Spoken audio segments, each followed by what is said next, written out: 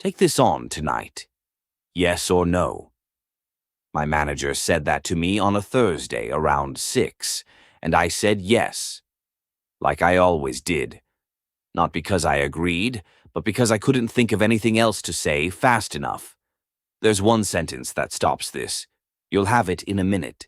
And there's a mistake that undoes it, which I made in front of that same guy for 2 years without noticing. That one's at the end. Now, the Thursday thing.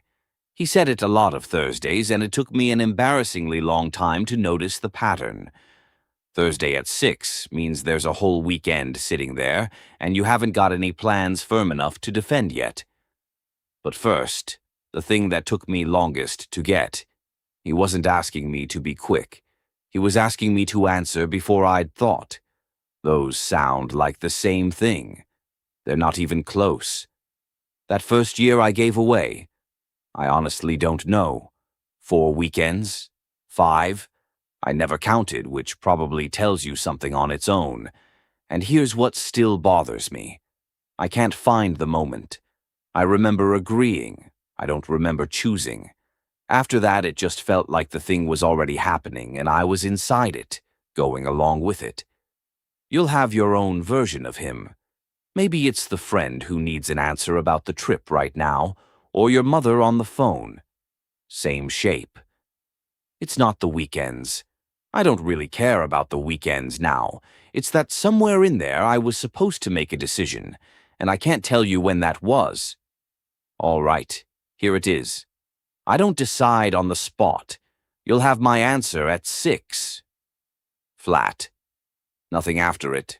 I said that to him on a Thursday in March, and I said it badly. I got the sentence out and then immediately started explaining why, which ruined the whole thing. I'll come back to that because I made the same mistake for 2 years afterwards in a different form. But here's why the sentence itself is built the way it is. There's no reason in it. That's the point. Every reason you give is something they can pull apart. I tried, I need to think about it, and got back, what's there to think about? I tried, I've got plans, and got, it'll only take an hour. Now I'm arguing about my plans instead of his request, which is exactly where he wanted me.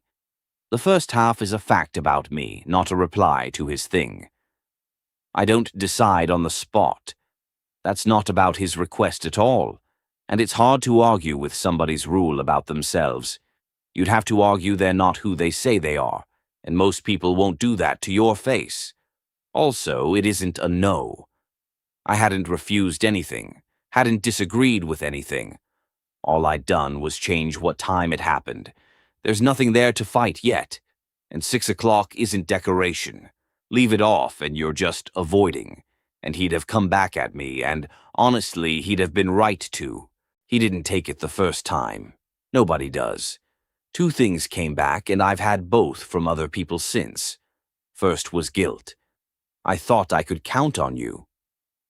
What happens there is a swap. Being someone he could count on just got replaced with agreeing immediately, and those aren't the same thing at all. You can be reliable and still not answer on command. Second was more urgency. There's no time. It has to be tonight. This is the bit that's been most useful to me since, and it's simple. Real deadlines get clearer when you ask about them. Fake ones get louder. So I started asking, who's actually waiting? What's different about tonight? And that's when I found out which Thursdays were which. Sometimes there was a real answer. A client call Friday morning, somebody's flight. Fine. The pressure was real, and I made a better decision than I would have standing at my desk, and sometimes the subject changed. It stopped being about the deadline and started being about me. My attitude, how I'd been difficult lately.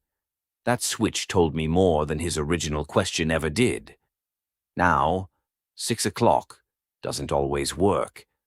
Obviously, when he was standing at my desk waiting, and he did that, it's a tactic on its own. I couldn't say tomorrow.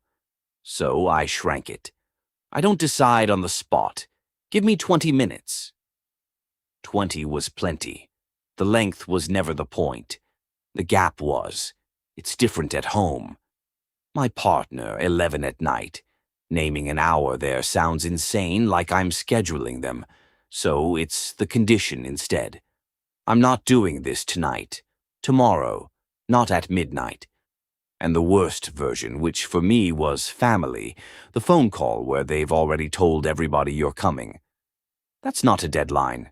That's them arranging it, so refusing costs somebody else. Fix the record first. I didn't agree to that. I'll call you back at 8. Skip that part and you're negotiating a decision you never made. Short is fine. It just can't be vague, and that's the bit I got wrong for a long time. Later isn't a pause. It's a soft yes with a delay on it. 20 minutes is a pause. All right. The mistake. The one I made in front of him for 2 years. It happens in the gap you just made, which is exactly why it's so hard to spot. You've said your line. It worked. He's backed off half a step. And then he asks something small. Okay, but roughly, which way are you leaning? Just tell me it's probably a yes. Everyone else has already said yes. You're the only one. And you answer it. Because it's small. Because it seems reasonable. Because you've already been difficult once and you'd rather not do it twice. That's it. That's the whole mistake. And it's the same one I made back in March. I said the line, then immediately explained myself. Same error, different wrapper. Both times I handed him something to work with. Watch what it does. I'd say, probably yes, I just need to check something. He heard yes. And from that second, I wasn't deciding anymore. I was doing something much harder, trying to walk back a thing I'd already said, to somebody who now had a reason to be annoyed with me. So 30 seconds later, I'm going, fine, okay, I'll do it. I didn't decide anything. I just sort of ended up agreeing, and by the time I noticed, it was done. He didn't need my decision. He needed me still talking, because while I was talking, it was still open, and while it was open, he could keep pushing. So when the small question comes, don't answer it. Just say the same thing again. I heard you. My answer time hasn't changed. Same words, flat, every time. It's boring on purpose. Pressure needs something to push against, and repeating yourself doesn't give it anything. Then at 6, answer. Whatever you decided, yes or no. Do that part, or the pause is just a trick, and you'll know it even if they don't. Because what he was after was never my answer. It was the 20 minutes where I'd have thought about it myself. I handed those over every Thursday for 2 years and never noticed I was doing it. He stopped asking me on Thursdays eventually. I don't think he ever worked out why. Anyway, 6 o'clock. Try it once and see what they do.